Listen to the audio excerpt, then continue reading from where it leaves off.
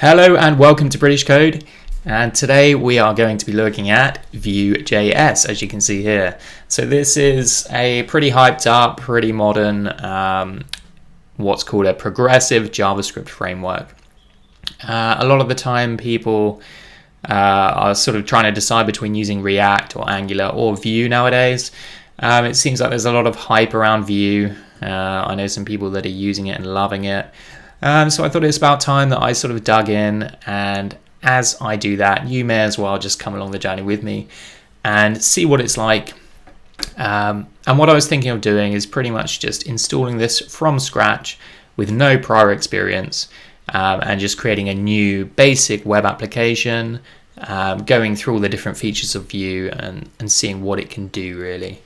Okay, so I'm going to start from the terminal here. I'm using iTerm2 if anyone's interested, and I'm going to install the Vue CLI first of all.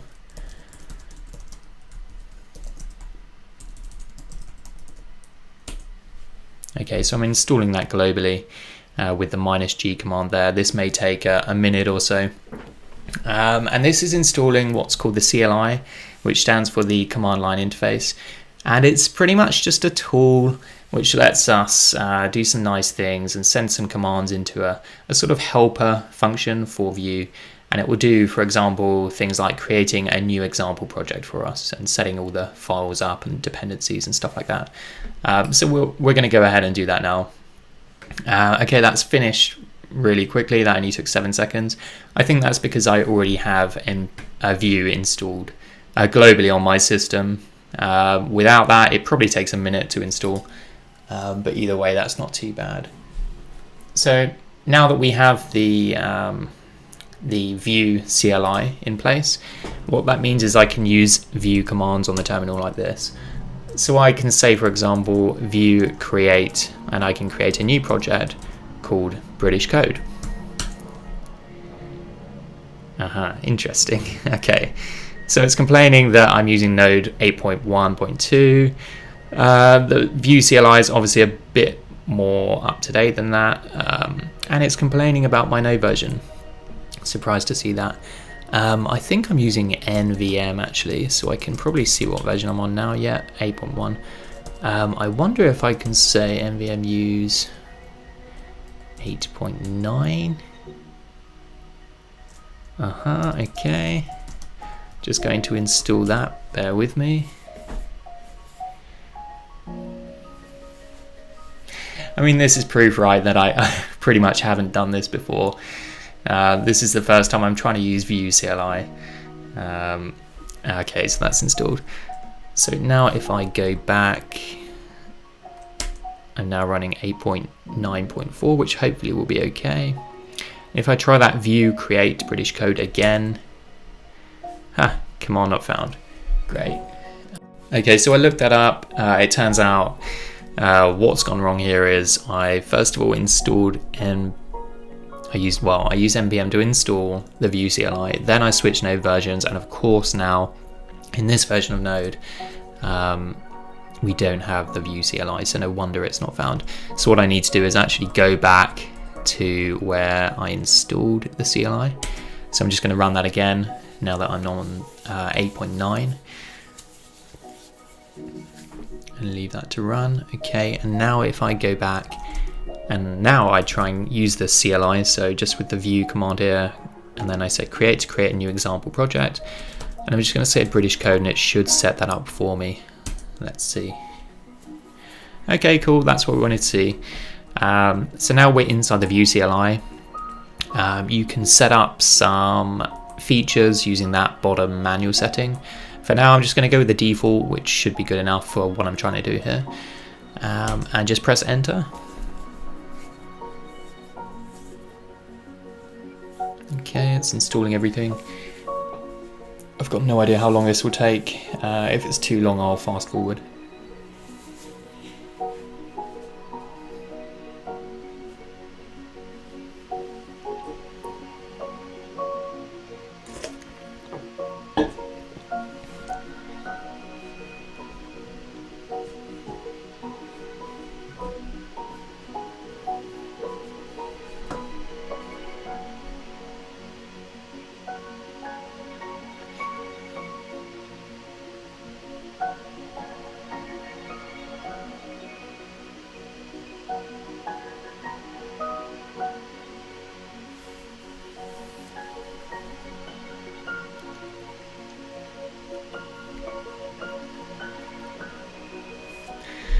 Aha, nice. Okay, so it looks like it's finished. So what's happening here? So it's added, wow, 1,182 packages. That seems a lot. Generating readmes, created the project. Okay, so it's, I think, suggesting that I go into the British code directory and then run npm run serve. Okay, so let's try that and see what happens.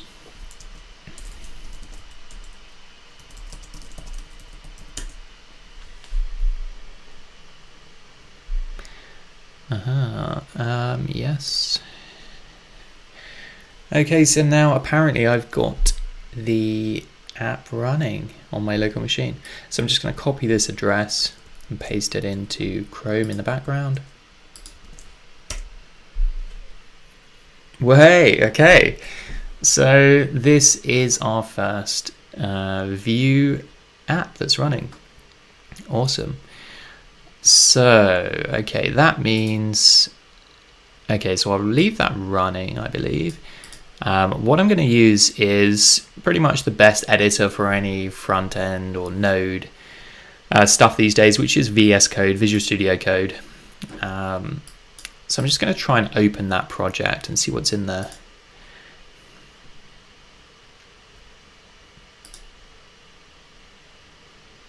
Okay. So I'm going to open the project directory itself so we can see everything. Okay, so I've got the project open here. And we can see the files and the structure now, and I think this is really going to help to work out what's going on behind the scenes. So this is the, I'll minimize this for a moment. This is the actual directory itself. We've got a Node modules directory, which we should already know about. That's just containing all the dependencies that are required by Node. We've got the public directory, which is just containing a simple HTML page. We're just pretty much using one div here, which has an ID of app, and that's it. Nothing else is really going on in this page, so we can leave that for the moment. We've got a source directory, which is where we're going to be spending all of our time. We've got an assets directory, which contains just a logo. So really this is where you'd maybe split down and add some directories and say images, CSS styles, stuff like that. But we'll leave it for now, that's fine. There's a components directory here, which is currently holding one Vue component, which is just this hello world example. And we can see the components here have a .vue extension, and that's the same for the main app file itself. So let's take a look at that. This is quite a small file as well. We've got a template at the top, script and style. Let's have a closer look at that in a second. There's a main.js here. Let's see, so we're importing Vue, so we're loading Vue itself, then we're importing the app, which I suppose relies on Vue. Vue config production tip equals false. I'm not sure what that does yet, but we can work that out later. And then we're just creating one new Vue object or app, and we're saying render, we're saying h app, $amount app. Okay, so that's picking up the reference there to the div which we saw in the index HTML, I believe. So app, okay. I believe that can all stay as it is currently. I don't think we want to change anything there. We've got a git ignore, which is good. It's nice that that's been made for us. We've got Babel config, again, fine. Package.json, we shouldn't really need to change any of this, but this is what you get out of the box if you create a new project with the Vue CLI. So, first of all, I just want to start stripping down some of these components so it's a bit clearer and we can just start from scratch really. I'm going to take out this no script first of all because, you know, it's 2019, who doesn't have JavaScript enabled in their browser? Build files will be auto injected. Okay, fine. There's no need for that. Title, yeah, none of this really needs to change for now. So app. Okay, so let's see what we've got here. I've noticed the general style when you have a Vue file is that you have, first of all, a template at the top, and then a script, and then a style.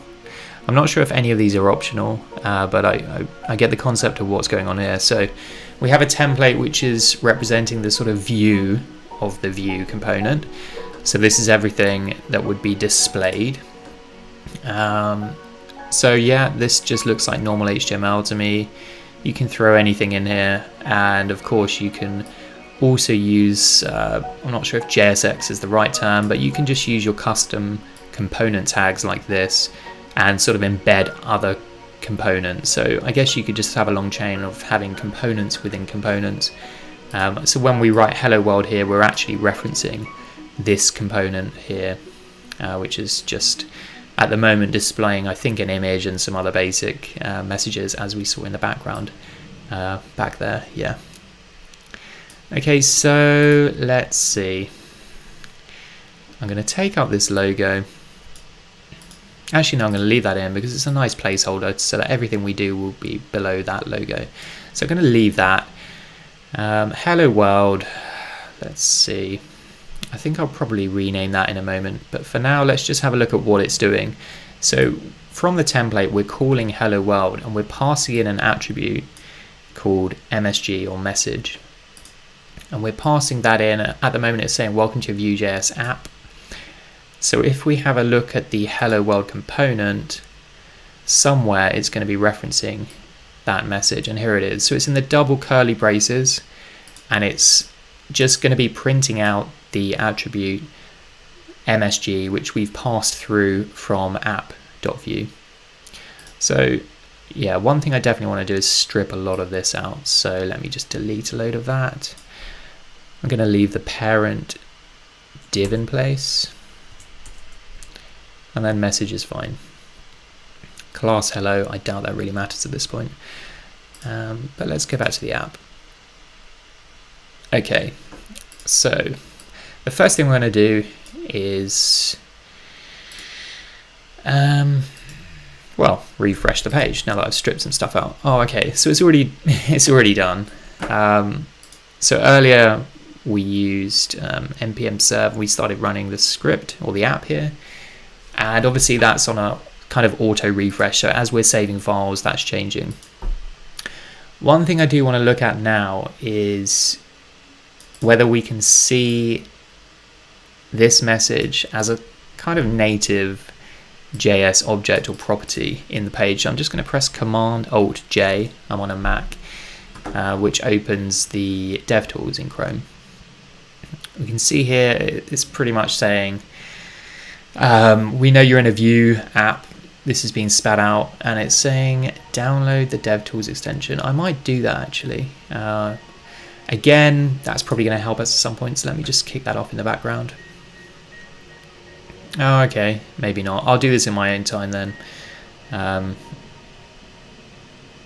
Okay, yeah, that looks pretty nice. Oh, okay, maybe I can just quickly do it without wasting a lot of time. Add to Chrome.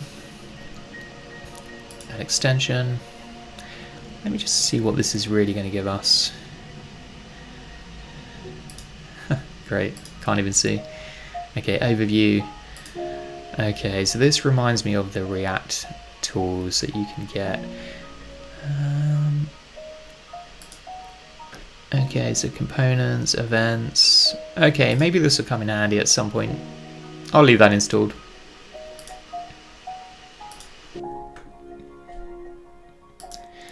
Okay, and what I'm going to do just to make this even clearer is open up the code right next to the browser. So let's see if we can get this to look okay.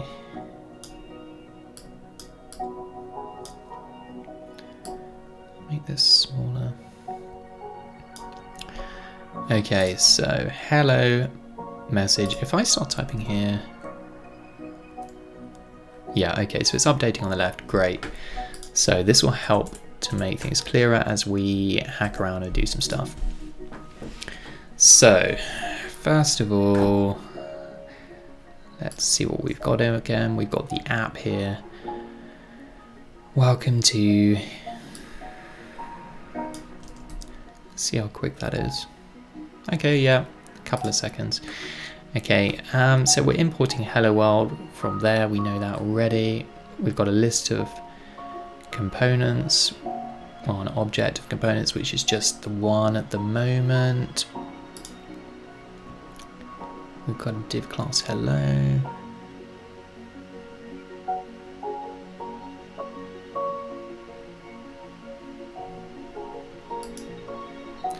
Okay, so I'm going to start out by renaming hello world so that we can just make it into something that's a bit more useful. I'm going to call it my list. And of course, oh, okay, that's died. So I'm just going to update this stuff here. So we're now importing from my list instead of hello world. Update the components there. Okay, and we're back. And we've now got my list. So what I'm going to try and do is turn this into being a list of items which we can add to. And then we'll get a sense for how we can quickly add stuff and remove stuff from a list, which is a Vue component itself. So one thing I want to do is get away from using this props on the my list component. So at the moment, we know that when we're calling my list, we're passing in a property like this. And I kind of want to get away from that concept for this, just so that we can start using the data model inside the component, which is, I think, more appropriate for this and aligns with the sort of instructions you'd see on the Vue.js documentation. So to do that, first of all, I'm going to strip out this property here, because when we call my list, we don't want to be passing anything through to it really. We're happy to just call it itself. Of course, that's broken on the left now, but that's fine. So props, we won't be needing that. So instead, what we'll be doing is setting up data, and this will be kind of acting as the model for this component. So this is a function really, and what we need to do is return an object which is going to contain our model or our data. So what I'm going to say is return, in this case, just to show that we can carry on using MSG like we've got up there. So I'm going to say message, this is from data. Let's see if we can get that to show up. So I'll remove this here. Okay, that's not working yet. So we're returning that. Hello world, what's it complaining about? My list has no matching end tag. Okay, did we? Okay, so we removed the slash at the end there. Let's see if that helps. Okay, cool, there we go. So now instead of using props and passing through a property into my list, we can just say throw in my list on its own, and all of the data now is handled within the component itself, so we don't need to pass through any data to it when we call it. So this is much nicer, and it means we can play around and just start storing stuff up inside this data function and inside the object that it's returning. So let's have a look at the sort of directives. I think the term is directives that we can use up here. So at the moment we're using the double curly braces, or kind of mustache braces if you like. I'm not sure what the real term is. But anyway, you may want to sometimes use this data inside an HTML element itself. So in that case, you're not allowed to use these curly braces, and you have to use a directive which is called vbind. So let's just think of an example here. If I say title equals, this is a title. I just want to see if this shows up on the left. So if I hover over that, okay, can you see that there? This is a title, which is showing up just when I hover, and that information is coming from this this attribute or property on the h1 element itself. So we have the ability to make this dynamic, or in fact any property dynamic, using the data that's in the Vue component. So what we can do is, instead of having it hard coded like this, we can say vbind. So generally whenever you see v minus, it's a Vue directive, and it's saying this is something to do with Vue. It's a bit of logic from the Vue framework. So I can say vbind colon title equals MSG. So then if I hover over, look at that, nice. Okay, so it's picking up the same message when we're loading the title of the component. So basically what this is saying keep the title in sync with the message piece of data from the model, which is this. So just to confirm that, we can completely remove this now and just make sure it still shows the same thing. Yeah, there we go. So that title property is bound to message. Okay.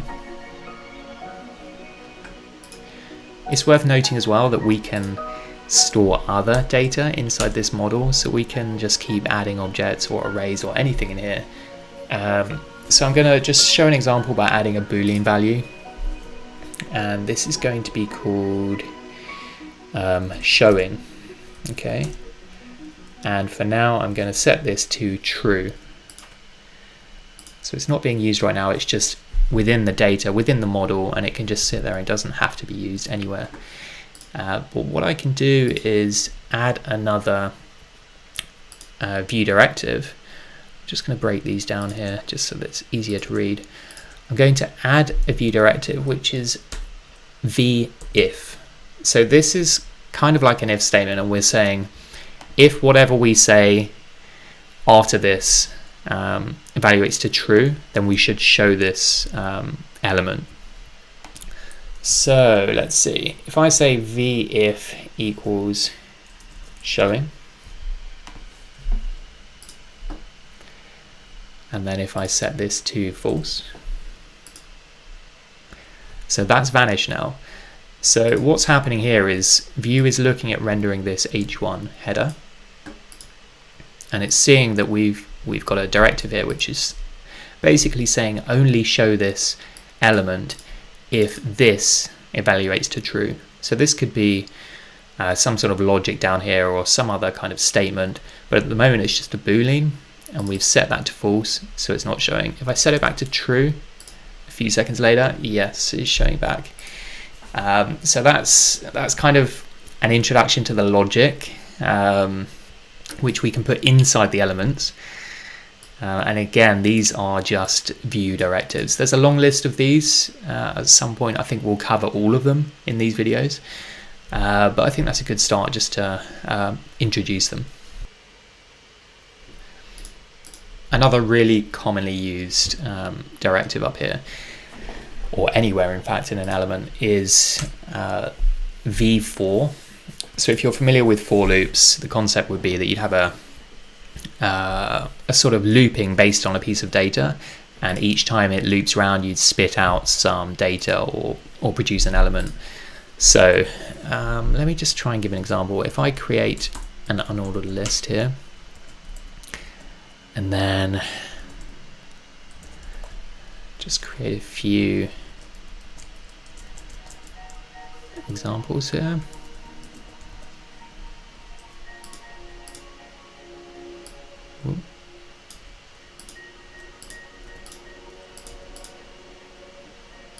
Okay, so now on the left we've got an unordered list. We've got 3 list elements, which are A, B, and C. So as you can imagine, this list could be, say, a list of countries or something massive, and we may not necessarily want to hard code this in the HTML elements.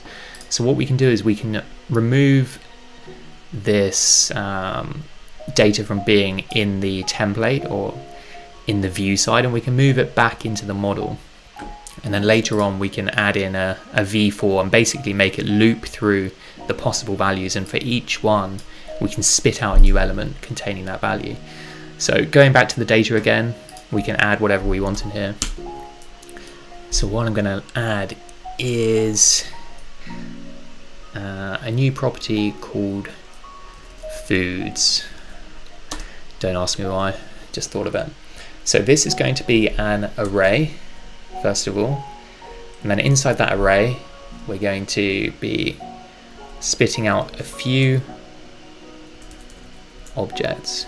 So we're going to, in this case, have 3 objects inside the array.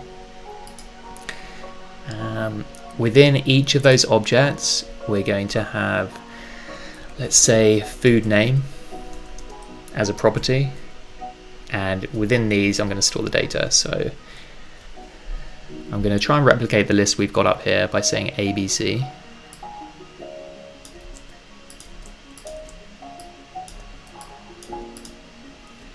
Okay, so now we need to refactor this so that instead of having ABC up here just hard coded, we're going to try and use this data that's down here. So I need to create a new unordered list.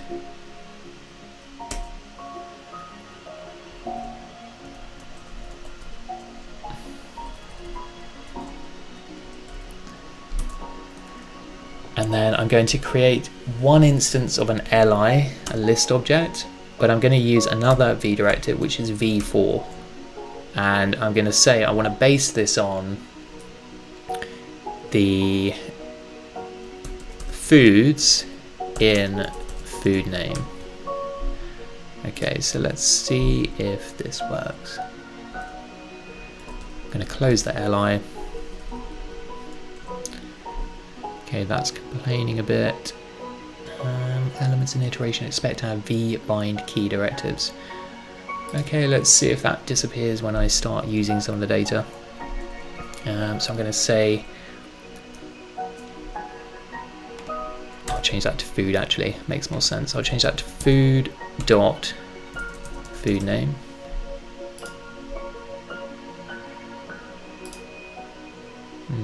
Okay, it's not liking that. Let's see if this is okay.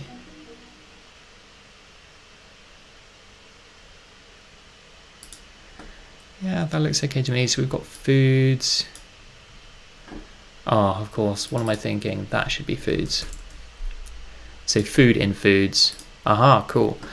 So ABC, if I change this to be crumbits, toast, whoa, pies, you can see now how it's, I don't know why this is still complaining, but anyway, you can see this is now looping through the foods array, and it's taking each object one by one. So food in foods, it's taking each object one by one, and then it's looking at the food name property of that object and spitting it out here. Okay, and just going back to this error up here, which is getting picked up by ESLint for Vue, you can see it's complaining elements in iteration expect to have v bind key directives. So I've looked this up, and Vue prefers it if when you're using v-for like this and iterating over some objects, it prefers that you have a v-bind to a unique key for each object in that array. So for example, I mean, we've got the foods here, but they don't have a unique ID. So what I'm just going to do is say food ID, and I'm just going to use the first letter of the food for each one. So I'm going to say T and P. So now let's say they have a unique ID. and then up here I can reference that, and I can just say vbind key, pretty much exactly as it was complaining about in the pop-up message, and I can just say food dot food ID, and then okay, so the red error message is gone now, which is cool. Okay, and one other thing I wanted to show while we're looping through objects like this, we can pull in an extra field as well as just the food object. We can also pull in the position of where it is in the array down here. So for example, this is the first one, this would be the second one, this would be the third one. So really the position of these objects would be 0, 1 and 2, and we can see that, and we can use that key if we need to by wrapping this in brackets, and then we can just also add in key like this. So now we have access to this key value. It's complaining here that it's not used. So what I can do just to show that is just say key, add a colon, and now up here you can see the difference. So we've got 0, 1 and 2, and it's just pointing to the position of where it's sitting in the array, and maybe that's useful for something, but we'll leave it there for now just so that it's clear. While I think of it as well, I'm just going to change this something else to food list so it makes a bit more sense, it doesn't look so weird over here, and also I'm going to remove this which we left behind earlier. Going back to this foods array, it's also possible to manipulate this, or at least the contents of it, after it's created. So for example, now we have 3 objects in there, and it would be possible to add additional objects or even remove objects that are in there. And when that happens, because Vue is now watching this, they would be removed or added from the list on the page in real time. So to be able to do this, we need a function which can say add a new object to this array, and we can actually put that in a new property called methods, and it's within this property of the object that we can define as many functions as we want, and they can do different things and manipulate the data or do anything really. So what I'm going to do now is just add a new function which is called add new food. Okay, and this is where we'd have the normal code for a function. So I'm going to reference this foods array. I'm going to say this dot foods, and then I'm going to say push to push a new object into it. So that would be the object there, the curly brackets, and we're going to create a new food item in here. So I'm going to say food ID, just give it a unique ID so that we're consistent, and I'm going to set that to G. So you may be able to guess the food item that I'm about to put in, and I'm going to say the food name is garlic bread. So now we've got this function here inside methods. Some people would say this is actually a method, not a function. Generally, when a function is inside a property of an object, then it's referred to as a method. But either way, this is just normal code, and it's just going to push an object into this array. So now we need a way of running this, and one way of doing that would be to have a new element up here, which would be a button, and we could make it so that when the button is clicked, it runs this function. So let's do that now. Let's create a new button, and we're going to use the v on directive, and we're going to say v on click, and when we do the click, we're going to add new food like that, and inside the button we're going to have the value, add a G bread and then close it. Let's see if that appears. Okay, so we've got the button there, and if I click on that, yes, you can see now we are adding loads of garlic bread. That's how much garlic bread I want to eat right now. Can you tell I'm hungry? Ah, what a dream. Okay, so we're clicking that. We can click that all day and just keep adding objects, which would look like this. So right now we're adding a new food object, always with the same name, being garlic bread. But what we can do is, instead of using a static hard-coded value like this, we can actually reference something else inside data. So we have this MSG value laying around from earlier, and we could actually reuse that. So we could set the food name to be this.msg like that. And then if we click on add a G bread, so now it's going to be using whatever's in that MSG property at the time. So it's not that useful that nothing changes, as we're always using the same hard-coded value. So what we could do is add an input, and we could set the input model to be that MSG data value like this. So you can see that's shown up on the left now, and it's already showing the default value there. This is from data, and if I click that, it's going to take a snapshot of the MSG data at the time and push that into the foods array. So that time it was this is from data, and this time I'm going to change it to be waffles and click the button, and it's taken it. It hasn't affected the old one there because that was just a snapshot taken at that point in time, and the new one is waffles. So exactly at this moment the MSG data value would be waffles. I'm just going to change this to something a bit more meaningful. There we go. And also, because this is moving as we're clicking the button, I'm just going to move this up to the top actually. There we go, that makes a bit more sense. Also, I'm just going to rename that button.